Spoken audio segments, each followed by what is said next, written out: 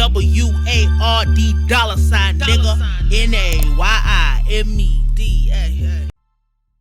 Welcome if you're new. Welcome back if you're returning. My name is Nayim. I am your host. Audio only again today. We will be back in the lab in a few days. But today, I got to tell you that French Montana thinks you're stupid.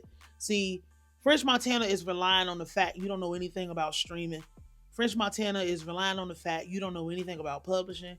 French Montana is relying on the fact that you are just a spectator passing through and just think that he's just doing something so innovative and so creative. You know, he released Mac and Cheese 5 and he released Mac and Cheese 5, the instrumental version, the sped up version, the slowed down version, the acapella version, and the version, which is like 100 and something songs, all those versions put together in order of however he ordered it, right?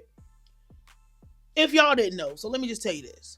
When you have a song itself, that song is like the center point. And when I say the song is the center point, that means that that is the nucleus of whatever other version of the song is. So if you had one song, it does, when you release multiple versions of the song, whether it be the instrumental, sped up, slowed down, acapella, EDM version, the remix, the third remix, the backwards, backmash version. It doesn't matter what version of the song that you release for that song. That might be an individual song to you, but in the metadata, it counts as an individual song, but it also counts towards the original version of the song.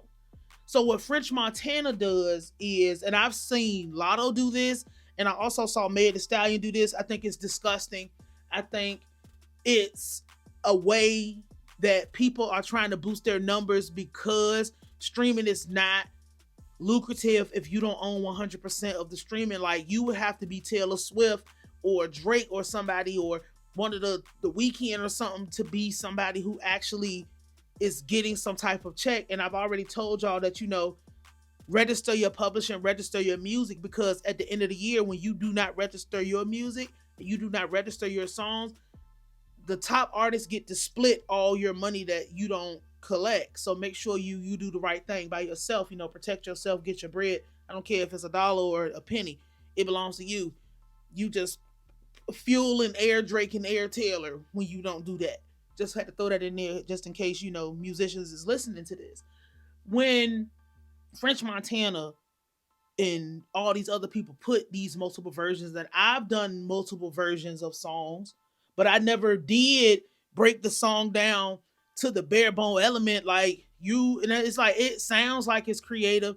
It sounds like it's just this innovative thing, but this is just a way for people to get their numbers up. This is just a way for people to lie to you and make it, you know, oh, we sold 1 million. You didn't sell anything. Nobody bought anything. Nobody spent their money to do this. Oh, I like this beat. I like this. I'll listen to this. I can play this. I can download the acapella and make my own remixes. That, you know, it sounds good. But at the end of the day, when these people got to go back into the lab and these people have to go back into the studio and they got to go sit with the executive in the boardroom, you're only releasing 1, 2, 3, 4, 5, 6 different versions of your project because you're not able to get the numbers that you are supposed to be getting. You're not able to get, and I'm talking about releasing 5 versions of the song. Like, it's one thing if you're like putting out a promo pack. So you remember back in the day, they used to have the promo packages where it would be on a CD. And on the CD, it would be like the song, it would be it would be the original song, so the explicit version of the song, it would be the radio version of the song, you would get the instrumental, you would get the EDM remix on this damn thing, you would get they would do it just like this. They would just break the song down all the way down. You get the gospel remix depending on what kind of song it was. You know, like, they would do that, but that was back when, if it was the single, you were getting 6 different versions of what the situation was on the single, and it was literally labeled promotional use only. This wasn't something that was official, but that was back in the time where people had to actually go outside to purchase music. You had to actually get on iTunes and buy a person's song if you wanted to have it forever. So you think that putting all these versions out, you're tricking and playing games with them people, but you know at the end of the day, if you don't put out every piece of this song individually, then put it together and all that stuff, like, you're not gonna be able to hit no quota. Especially an artist like French Montana. He's not good. He has a very unique ability for putting things together, but his music's not good. But your music don't have to be good. The thing is, it should be good, by the way, but it doesn't have to be good. You heavily rely on features. So that's a whole nother thing. Because we can look at this and say, you know, this will really be good for getting his music placed and sync and all of that stuff. But that's gonna be the excuse that they put out. That's not gonna be the hard line for why this was even a thing. And this is what you're gonna start seeing a lot of people doing. They're not gonna just release one or two versions of the song. It's not gonna just be a remix. It's not gonna just be we doing that. Because the first person that I recall ever putting their album out and then putting multiple versions out was Plies. And it was Plies' first album. If you remember when iTunes was just getting started, Plies had an album. He put his album out and you could actually go on iTunes and you could get the instrumental versions of his whole album. You can get the clean version, the dirty version, and the instrumental version of his albums. He was the first person I ever saw do that, and that was when I was a child. But now these people are doing this as a sneaky numbers tactic. They're manipulating the numbers, they're lying. And he got a nerd to come out here talking about people in their fake streams and I get real streams and all this. Bro, you just as fake as everybody else out here. You probably one of the fakest. Because who wants to listen to a French Montana album that doesn't have features on it?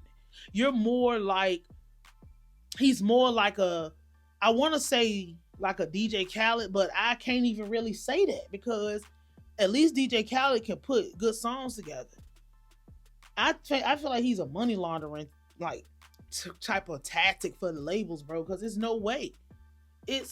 Like, I know people like him because he's a socialite. That's another thing. It's like you're not a rapper. You're not much of any type of musician. You're a decent A&R. You know how to put stuff together, but you are a socialite. You just some cool nigga at the parties and stuff.